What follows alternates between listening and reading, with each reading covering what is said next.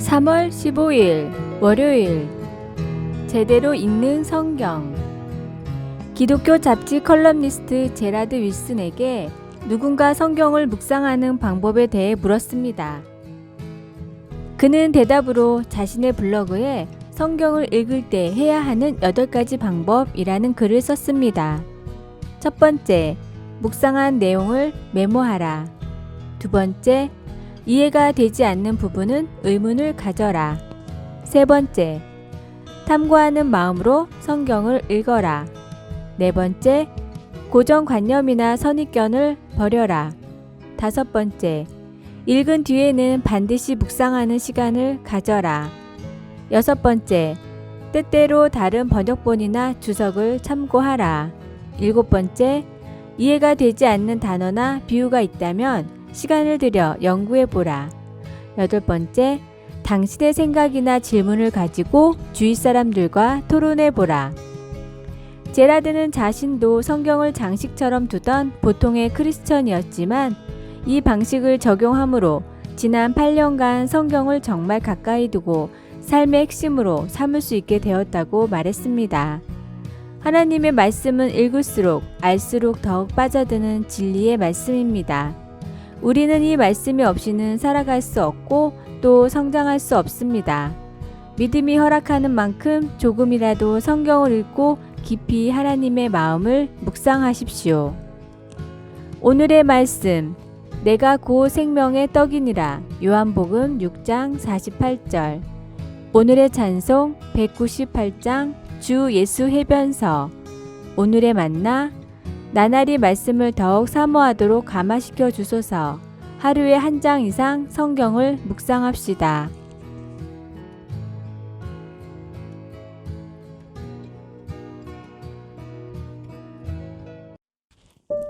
(3월 16일) 화요일. 물 위를 걷다. 유난히도 추웠던 어느 겨울, 한 남자가 세계에서 5번째로 큰 미시간호의 얼음 광경을 보러 가보았습니다. 평소에 일광욕을 즐겼던 그 호숫가가 두꺼운 얼음으로 뒤덮여 있는 모습은 정말 숨을 먹게 하는 장관이었습니다. 실제 파도 모양으로 얼어붙은 호수물은 하나의 멋진 얼음 작품이었습니다. 호숫가의 물이 단단히 얼어 있어서 물 위를 걸어보기에 적절했습니다. 남자는 얼음이 두꺼워 체중을 받쳐줄 수 있다는 것을 알면서도 처음 몇 발짝을 디딜 때는 망설여졌습니다. 얼음이 계속 받쳐주지 못할까 겁이 났습니다. 이 이야기를 통해 예수님이 베드로를 향해 배에서 내려 갈릴리 바다 위를 걸어오라 하신 장면을 생각해 봅니다. 물 위를 걸어오시는 예수님을 본 제자들은 두려워했습니다. 그러나 예수님은 안심하라, 나니 두려워하지 말라 라고 하셨습니다. 마태복음 14장 26절에서 27절. 베드로는 예수님이 계신 것을 알았기 때문에 두려움 없이 물 위로 걸어 나갈 수 있었습니다. 그러나 용기 있던 발걸음이 풍랑을 보고 빠져들자 베드로는 예수님을 향해 소리쳤습니다. 예수님은 여전히 거기에 그저 손만 내밀면 건질 수 있는 가까운 곳에 계셨습니다. 오늘 예수님이 당신에게 물 위를 걷는 것처럼 불가능해 보이는 일을 하라고 하시는 상황에 있다면 용기를 내십시오. 우리를 부르시는 하나님께서 우리와 함께 하십니다.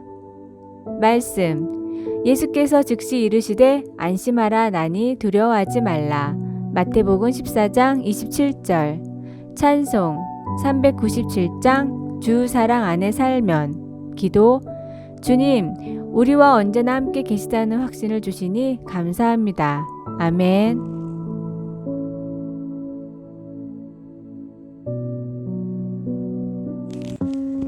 (3월 17일) 수요일. 먼저 시작하는 사람. 인도의 변호사 아프로즈 샤는 일 때문에 붐바이로 이사를 왔습니다. 근처에 해변이 있다는 소문을 듣고는 좋은 경치를 기대하며 산책을 나갔는데 도착한 해변은 쓰레기장보다 더할 정도로 쓰레기 천지였습니다. 2m에 가깝게 쌓여있는 쓰레기를 보고 가만히 있을 수가 없었던 변호사는 쓰레기를 조금 줍다 돌아갔습니다. 그리고 친구에게 연락해 도움을 구했습니다. 친구는 우리 둘이 쓰레기를 주워봤자 티도 나지 않는다며 처음엔 거부했지만 변호사의 열정에 설득을 당해 다음 날부터는 둘이서 쓰레기를 주웠습니다. 그렇게 몇 달이 지나고 해변은 조금도 나아지지 않았습니다. 그러나 아프로즈 샤와 친구는 포기하지 않고 쓰레기를 주웠고 주위의 도움을 요청했습니다. 그러자 기적 같은 일이 일어났습니다. 묵묵히 쓰레기를 줍는 이들의 모습을 보고 1000여 명의 사람들이 함께 돕겠다며 찾아왔습니다. 그 중에는 유명한 영화 배우와 가수도 있었습니다. 그렇게 늘어난 사람들이 2년여에 걸쳐 쓰레기를 줍자 해변은 몰라볼 정도로 아름다운 모습으로 돌아왔습니다. 아프로즈 샤는 인도에서 최초로 해변 정화 사업을 시작한 사람이었고 이들이 처리한 쓰레기는 530만 킬로그램이나 되었습니다. 불가능해 보일지라도 먼저 시작하는 사람만이 세상을 변화시킬 수 있고 하나님의 일꾼으로 쓰임 받을 수 있습니다. 성령님의 감동이 임하는 일이라면 먼저 시작하며 하나님의 도우심을 구하십시오.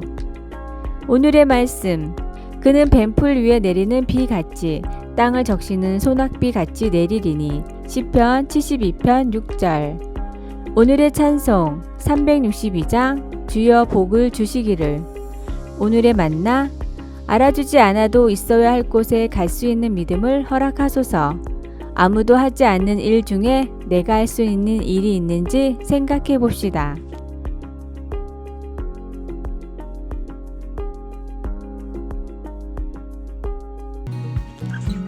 (3월 18일) 목요일. 본보기의 힘.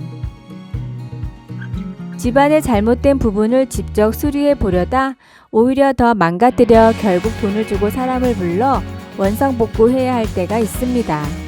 그러나 최근에 유튜브의 영상을 보면서 가전제품 하나를 고치는데 성공하는 경우도 많습니다.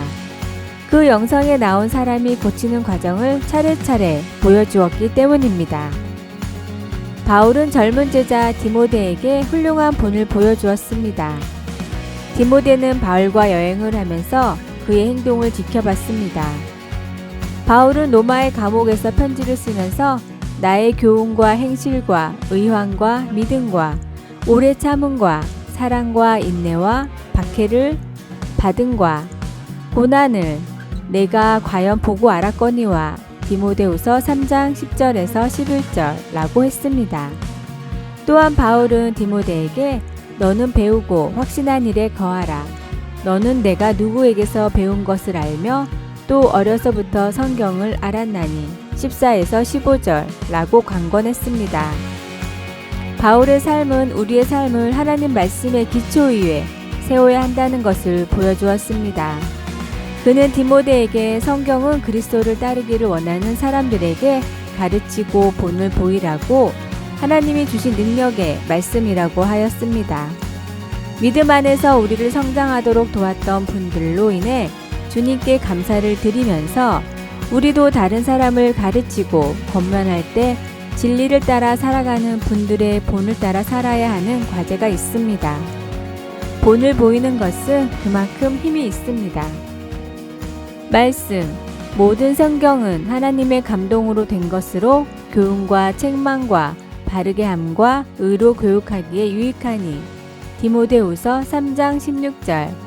찬송 200장. 달고 오묘한 그 말씀. 기도. 주님, 다른 사람들이 당신의 진리를 우리에게 보였던 것처럼 우리도 다른 이들에게 그 진리를 보여줄 수 있게 하소서. 아멘.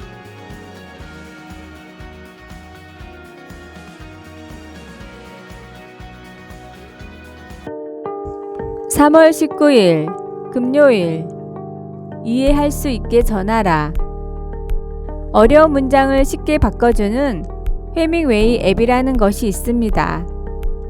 해밍웨이는 불필요한 수식을 빼고 담백한 글을 쓰는 작가였는데 풀리처상을 받으며 현대 문학의 시작이라 알려지는 노인과 바다는 초등학교 4학년이 이해할 수 있는 단어로만 쓰여져 있습니다. 당시 어려운 말을 쓰는 것을 미덕으로 여겼던 많은 작가들은 이런 해밍웨이를 비판했습니다. 다양한 부사로 긴 문장을 썼던 윌리엄 포크너는 해밍웨이의 책은 사전이 없이도 읽을 수 있는 책이라고 대놓고 비판했지만 해밍웨이는 감정적 울림은 어려운 단어가 없어도 나올 수 있다며 무시했습니다. 그래서 이 앱은 어떤 문장을 쓰면 그 문장을 더욱 쉽게 고칠 수 있게 검토해 줍니다. 이 앱이 추천하는 수준은 한국으로 치면 고등학교 1학년 수준인데 설문조사에 따르면 거의 아무도 읽지 않다 싶다 한 전자기기 매뉴얼을 이 앱에 따라 수정을 했더니 읽는 고객이 2배나 늘었습니다. 또한 이 앱을 통해 여러 명작들을 확인해 본 결과 해밍웨이뿐 아니라 제인 오스틴의 오만과 편견, 톨스토이의 전쟁과 평화, 그리고 최근 베스트셀러 작가로 유명한 말콤 그래드웰의 모든 책들도 대부분 초등학교 6학년이면 읽을 수 있는 수준의 글들이었습니다. 복음을 전달하는 가장 좋은 방법은 상대방이 쉽게 이해할 수 있게 전달하는 것입니다. 예수님이 만나는 사람들의 수준을 맞추어 비유를 들어 말씀하신 것처럼 혹시 내가 너무 어려운 단어들로 복음을 전하고 있지는 않은지 살펴보십시오. 오늘의 말씀. 이와 같이 너희도 혀로서 알아듣기 쉬운 말을 하지 아니하면 그 말하는 것을 어찌 알리오. 이는 허공에다 말하는 것이라. 고린도전서 14장 9절. 오늘의 찬송 520장 듣는 사람마다 복음 전하여. 오늘의 만나 진리의 기쁜 소식인 복음을 효율적으로 전할 수 있는 지혜를 주소서. 누구나 이해할 수 있는 복음의 말을 준비합시다. 아래에 빨간색 글자 구독을 누르시어 더 많은 전도의 열매를 맺으시길 기도합니다.